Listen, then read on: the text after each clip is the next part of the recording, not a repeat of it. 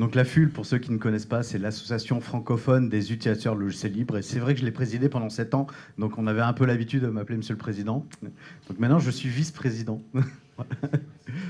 Et je suis aussi vice-président de l'Adulact, qui est une association de développeurs de logiciels libres pour les collectivités locales et territoriales.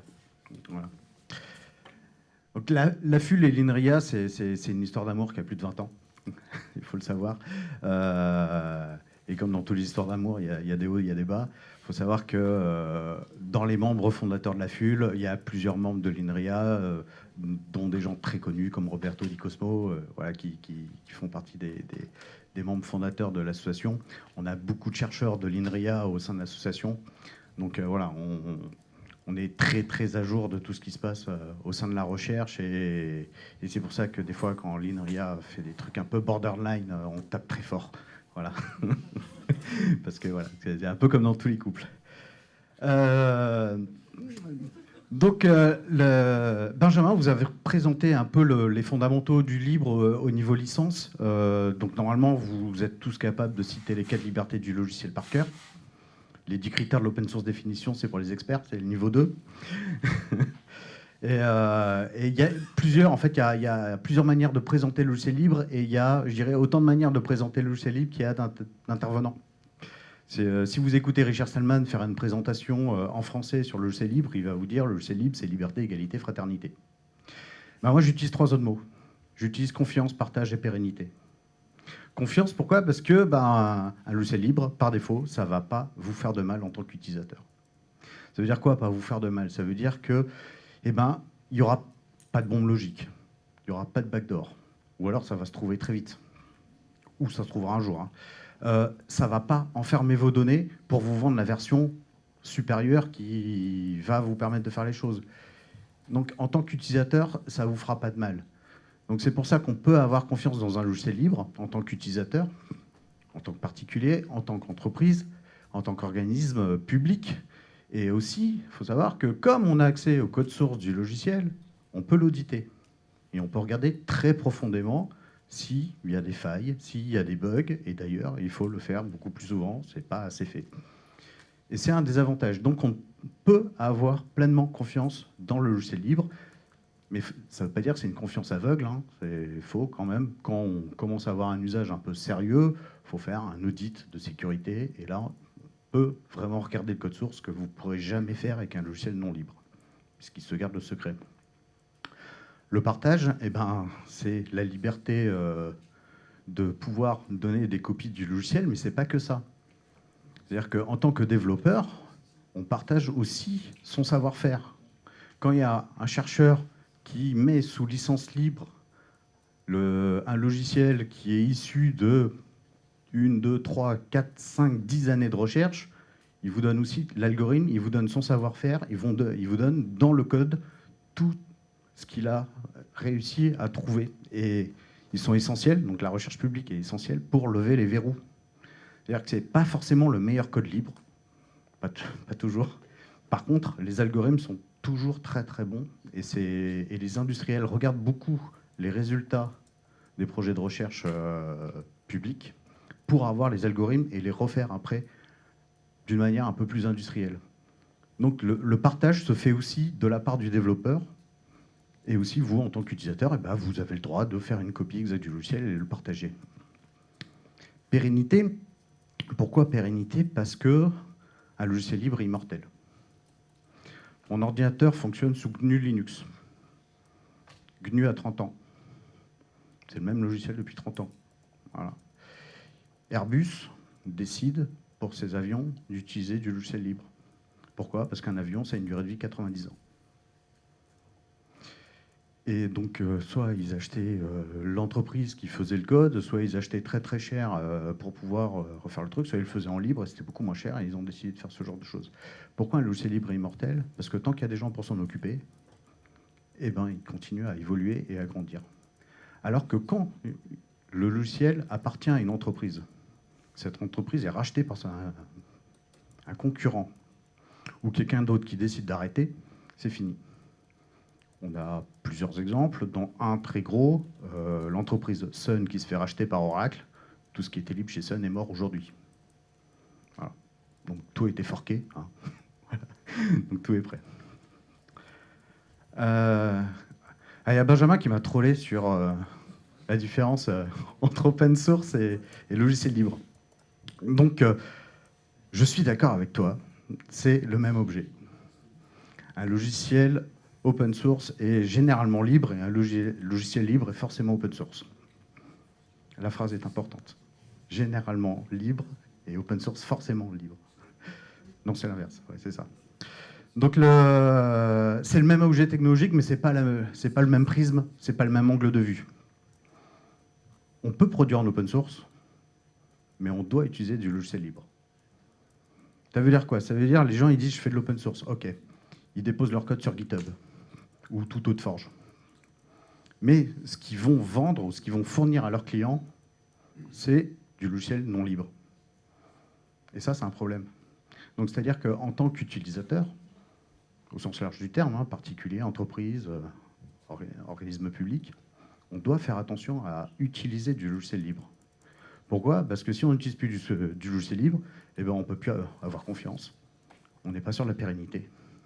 Et on ne peut plus le partager. Donc, si, pour une grosse entreprise, hein, partager le logiciel libre, ça veut dire donner à ses filiales. C'est des coûts d'échelle qui se comptent en millions. Et c'est aussi une perte de souveraineté. Parce que le logiciel libre est un moyen de souveraineté. Donc souveraineté à la fois pour les États, parce qu'ils peuvent maîtriser l'ensemble de la technologie, mais aussi à une échelle plus réduite, par exemple celle de l'entreprise, parce qu'on maîtrise vraiment son système d'information. On n'est pas sous dépendance économique d'un acteur qui fournit le logiciel. Et c'est le cas en France. Il y a beaucoup d'entreprises, notamment du CAC 40, qui sont sous dépendance économique d'Oracle. Voilà. Oracle décide, si demain il décide d'augmenter les prix, eh ben, il paye. Et c'est réellement ce qui se passe. Donc comme ils ont commencé à comprendre ça, ils sont en train d'évoluer et de regarder beaucoup plus vers le logiciel libre. Et donc c'est plutôt ça qui les fait mûrir.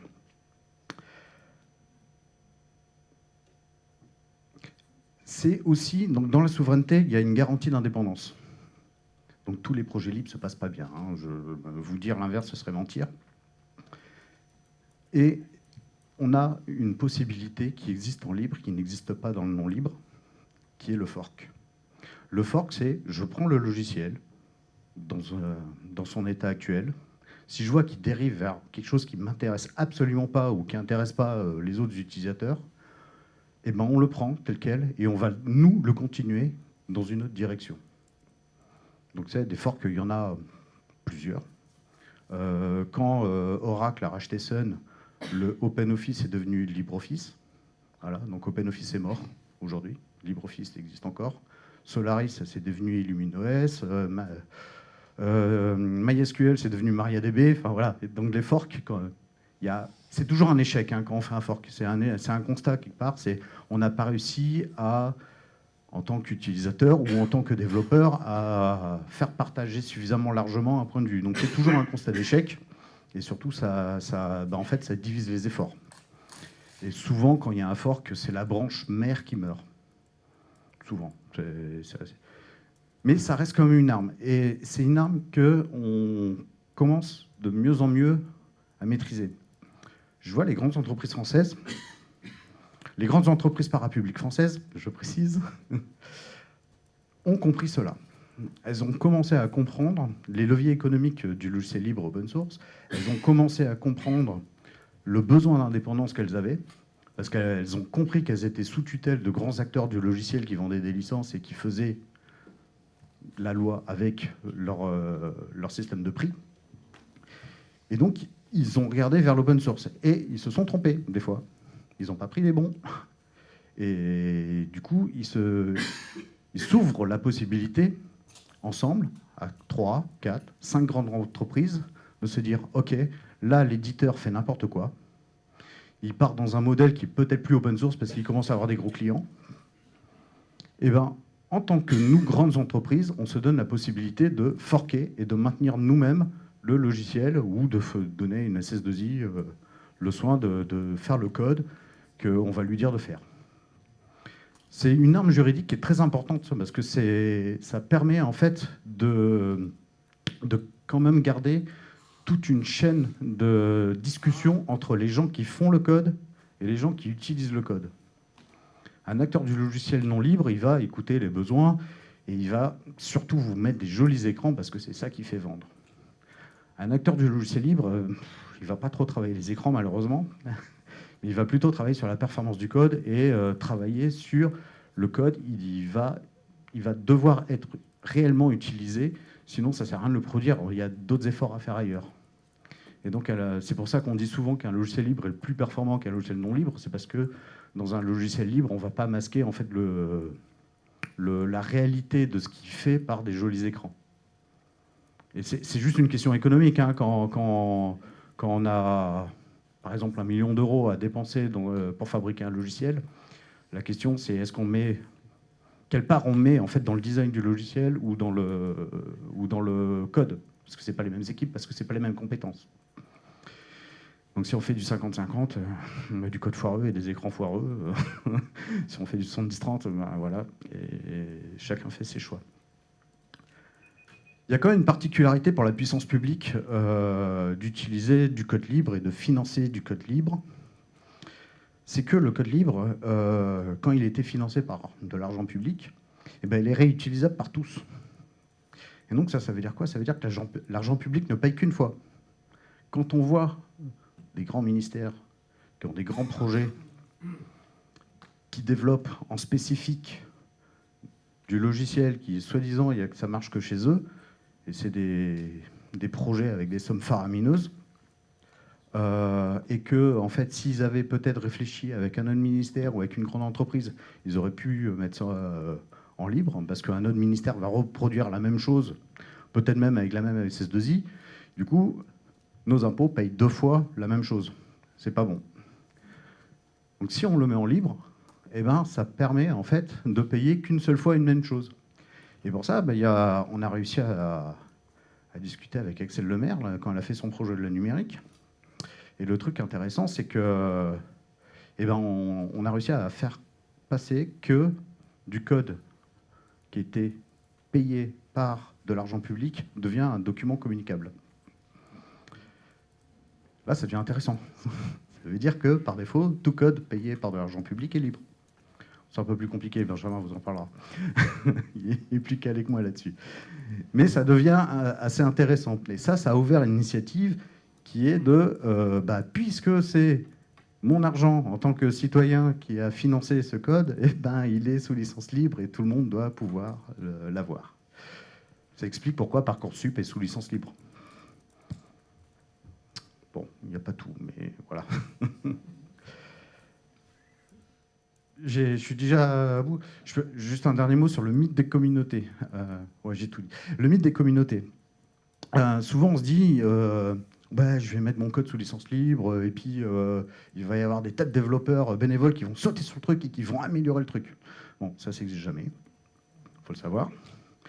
Un logiciel libre, c'est une équipe max, de 5 personnes qui font les choses pour de vrai.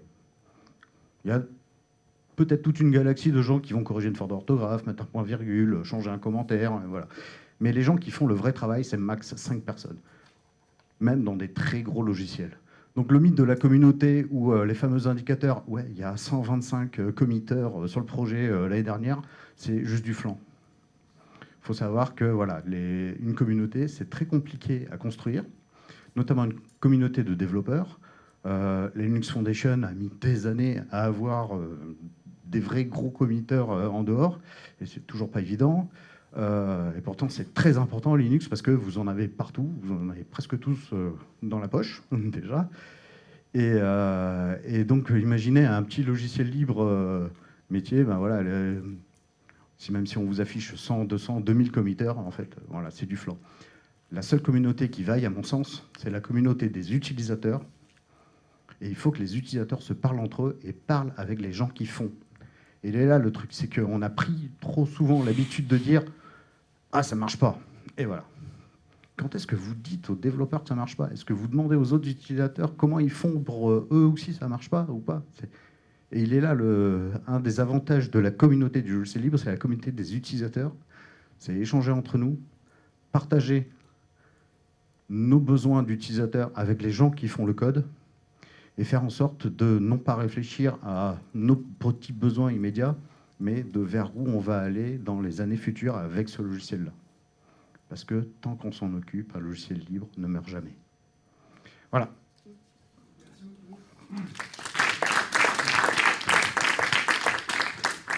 Alors, j'ai l'impression qu'à deux moments différents de ton exposé, tu as fait une forme de question et de réponse. D'un côté, tu dis les logiciels libres, ça fait la perf et ça fait pas les beaux écrans. Et donc, pour avoir des beaux écrans, il faut passer par le logiciel propriétaire. Enfin, c'est ce que tu as dit tout à l'heure. Hein. Tu as même dit 30, 50-50, 70-30, etc., d'une part. Et d'autre part, tu dis, un projet logiciel libre, ça peut avoir que 5 développeurs, enfin, ou 5 committeurs. Et est-ce que quelque part, tu n'as pas expliqué, tu n'as pas dit de cette manière-là, que si on veut faire un projet qui ait toutes les interfaces homme-machine nécessaires, enfin non, un projet qui a besoin des deux, il va falloir prendre la perf des logiciels libres qui sont disponibles et accepter de payer pour l'interface homme-machine, parce que cette interface homme-machine, en fonction du nombre d'usagers, etc., elle va avoir besoin de plus que 5 développeurs. Oui, rapidement. Ce que je voulais dire dans c'est plus joli dans le propriétaire, c'est qu'il masque la médiocrité par des jolis écrans. C'est ça que je voulais dire. C'est un procès d'intention, mais je suis dans mon rôle de procès d'intention. Mais c'est... Donc, comment on fait un bon produit? Les développeurs, donc les 3 à 5 vrais gros committeurs d'un projet qui vont faire le code qui va être utile, ceux-là, ils ne sont pas capables souvent de faire des écrans jolis parce que c'est pas leur job. Ils sont pas câblés pour. Donc c'est un autre métier. Et oui, il faut peut-être une autre équipe qui fait les écrans. Et parce que faire des maquettes, faire des designs, faire du sexy, tout ça, un développeur Python de base, ça l'intéresse juste pas, quoi. Donc même s'il est très bon en ergonomie, il peut être très très bon en ergonomie, il peut être très très bon sur les critères d'accessibilité, par exemple. Faire du sexy, c'est pas forcément ce qui va le passionner et sur lequel il va mettre le plus d'efforts. Donc peut-être une deuxième équipe, oui. Et là, on peut déployer. Pareil, on ne peut pas déployer trop de monde non plus, mais il faudrait peut-être une deuxième équipe là-dessus. C'est aussi un des modèles économiques du libre, c'est-à-dire on fait par défaut quelque chose de pas beau, parce qu'on va travailler là-dessus et qui va marcher, et on va vendre aux clients des jolies interfaces.